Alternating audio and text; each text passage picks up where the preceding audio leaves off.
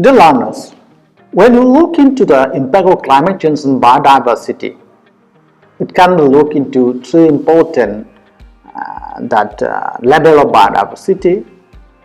One is on that is ecosystem biodiversity, species diversity, and genetic diversity.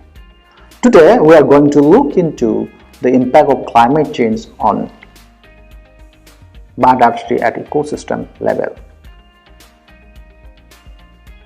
And we know that there are significant changes in distribution of some ecosystem, principally due to the increase in temperature and the altered precipitation regime. And that's basically such kind of changes. It happened first at boundaries between different ecosystem type, because their actual occurrence is dependent on the ability of the component species to migrate and to the availability of suitable substrates. And if you look into drier condition in ecosystem, they are expected to cause savanna ecosystem. Example, in savanna ecosystem, they move into equatorial region, which is now occupied by forest. And due to altered precipitation regime, that also have an effect to the distribution of dryland ecosystem. And sometimes we see the local disappearance of some ecosystem like wetlands, or change the physical condition like river channels.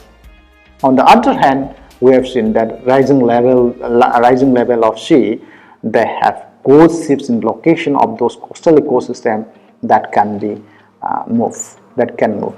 On the other hand, when there is, because of climate change, when climate change has an impact on that biodiversity at the species genetic level, definitely because of that, then there is composition. There is impact on the composition of an ecosystem. In some cases, you will see that the arrival of new species that have been observed across the globe. Then because of that suddenly that change in composition of that particular ecosystem, then spread and establishment of invasive species, that's also have direct impact on the ecosystem structure. And when we have looked into that again in physical and trophic structure of ecosystems, there is also changes in that trophic structure and physical structure that result into the function and composition of ecosystem. And based on some of the modeling experimentation study, then they suggest that global net primary production has already increased in response to change in temperature prediction during the 20th century. That response to reduce rainfall of ecosystem ranging from temperate grassland to tropical rainforest, that has shown that soil drying has major and rapid effects on productivity, then reducing biomass production by 10 to 30%. And when there is changes in productivity, there is changes in litter fall and nutrient cycling. Where litter fall increases, then it will contribute to increasing respiration loss of soil carbon. So in this way, we have seen that if you look into that, the climate change has an impact and what level this impact in ecosystem. Another aspect of or attribute of ecosystem function that will certainly be affected by the climate is phenology, which we have also studied that discussed in the last session when we talk about impact of climate change on biodiversity at the species level, when we are talking about species pattern change and others. So in one temperate forest, warming accelerated that spring bud burst and delays in autumn leaf fall, which we discussed about that phenology and others. So changing climate variable can have a profound influence on successional process in community dynamics. And based on long-term observation of data that shows that there is an increase in the rate of trees turnover. Then on the other hand, there is an influence on host pathogen dynamic, not only for plant disease but also for animal and human disease. Then one of the examples is the range of tick-borne disease Thalassarsia. in sub-Saharan Africa, Northern Cape and Eastern Cape province of South Africa, Botswana, Malawi, Zambia and Eastern DRC show increase in this East Coast fever sweeterly. Other areas in South Africa show different rates of rain alteration that we have discussed in last session. So the point is, we know that the final the impact is that is in the affected is when there is changes in pattern, when there is changes in ecosystem structure, function, and others then that have direct impact to the values and services they provide to the people. So let us have a look into how this ecosystem impact is happening around the world and different ecosystems like tropical ecosystem, cloud forest ecosystem, temperate ecosystem, how that high mountain ecosystem, glacier snowpack dependent ecosystem, polar and marine system, polar food web, and many more, and how in the ocean ecosystem. If you look into tropical ecosystem, you know, these tropical forests are warm adapted systems that are generally more sensitive to drought than to warming. So drought sensitivity influences the distribution of tropical forest trees even in areas with relatively high rainfall, because drought and length of dry season are intimately connected to climate.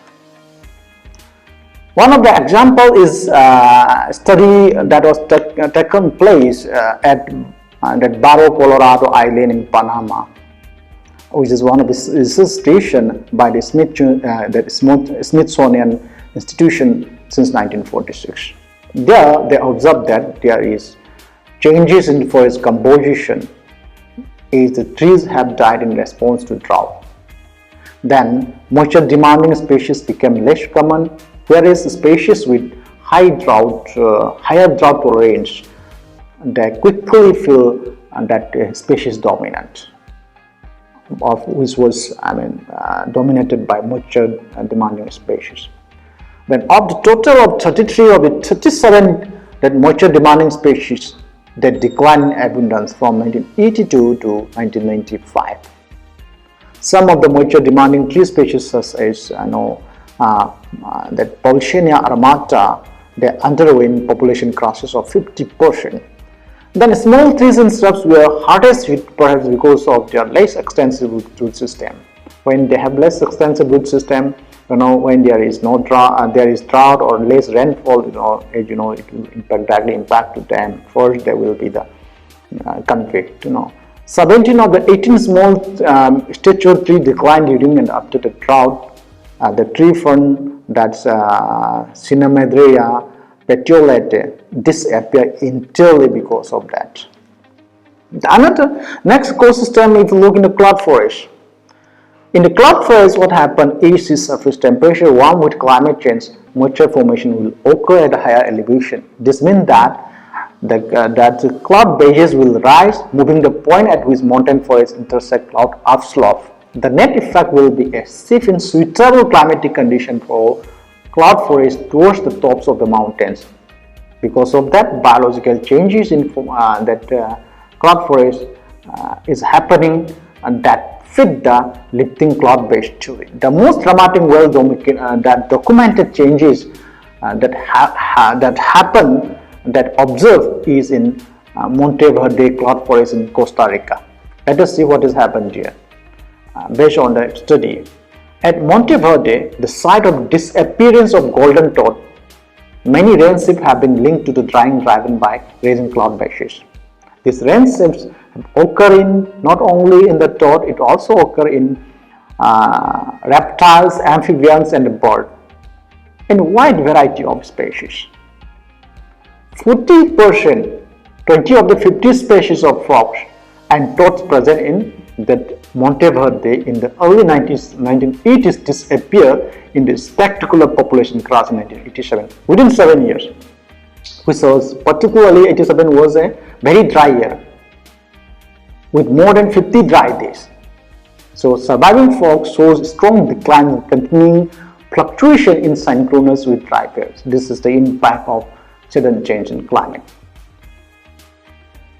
Then, in case of birds, the birds typically, that kind of birds which are typically of low elevation have shifted upslope during drying period. A particular note is that the Kill Bill toucan, this which has expanded the expanded upslope at one plot at 1,540 meter in elevation. 15 previously absent lower elevation species have established breeding populations since 1976. Means species is coming upslope.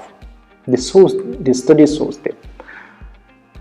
In temperate ecosystem, what is happening now? The climate-driven changes in volcanology is happening here that results in the death of hundreds of millions of pine trees in North America.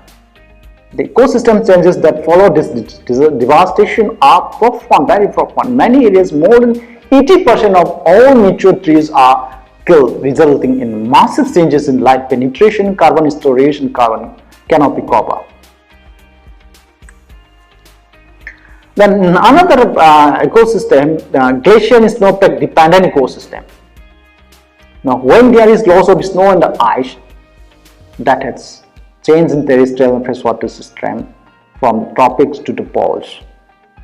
Now, when the tropical glaciers are disappearing throughout the world, now we have virtually see that all the tropical glaciers are experiencing warming temperature that are causing them to lose more mass melting than they accumulate from the snowpack each year. Means in some region that have also heightened with the changes of surrounding land use, that has an impact to the reducing precipitation like snowfall. Some of those examples which is look into glacier snowpack dependent ecosystem impact is on Mount Kenya in Eastern Africa. You will find that study observed that of item glacier present in 1900, only 11 remain by 86. In 86 years, during the same period, 75% of the glacier cover of mountain was lost, from 1.6 to 0.4 square kilometer. The Coricalis Glacier in Peru, the main outlet glacier of the biggest tropical ice cap in the world, is retreating at a rate of more than 1 kilometer per decade. And so in Himalaya, our Himalayas is happening. The physical consequence of melting are exposure of physical consequences of melting are, when the ice melted, exposure of land that was previously covered by ice, and the flow increase in rivers, which is fed by glacier in the near term. So that losses in river flow in the longer term once glacier have disappeared. That is we are worried in the case of river Ganga and Yamuna. So as glacier lose all masses, all water flows are dramatically reduced. Lower water level result in reduced habitat for freshwater species in glacial streams and rivers, so that directly impact on the composition and structure of species on those, riparian ecosystem, those rivers in those areas. In case of polar marine system, now we'll see since 1978, the ice cover in the Antarctica has declined by nearly 20%. As sea rise retreats, annual ice will be formed over deeper waters farther from the continental shelf. These changes are affecting many species in the region, especially the marine mammals such as polar bears and seals. Polar bears hunt on ice through the winter, then fast through the summer as the ice is retreat from land. This polar bear will forage over wide areas hunting seals, returning to land or multi-layer ice at the start of summer ice breakup to begin their fast.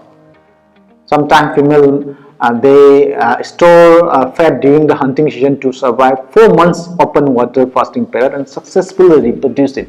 So when there are changes in warming time, the amount of change in ice, then snow protecting seal layers that result in increased predation by polar bears. Then this decreasing in the Antarctic, that ice in the Antarctic is leading to change in the base of the southern marine food chains. What we have krill that are prey for penguins, whales, and a host of other creatures are declining. Krill are being replaced by sharks in the southwest Atlantic. This replacement represent a wholesale switch into composition of planktonic glaciers and that glaciers in the ocean. As a result, what happened, marine mammals, penguin and seabird population are declining because if they do not have food, they will not be able to survive. In case of Bird Island and South Georgia, population of fur seals, black-browed, albatrosses, gentoo penguins and macaroni penguins have some declines in 20 to 50%.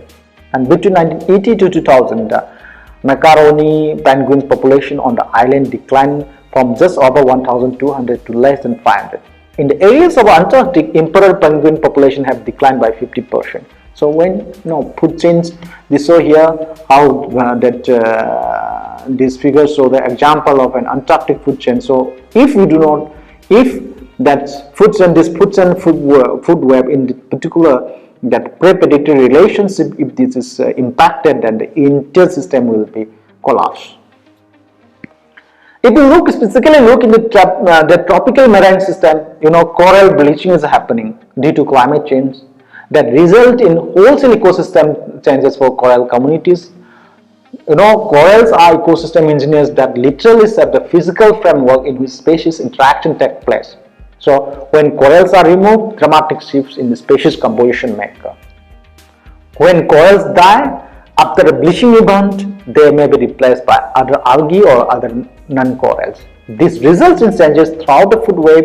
A species that depend on or feed on corals such as parrotfish are replaced by the species that feed on algae. So there will be changes.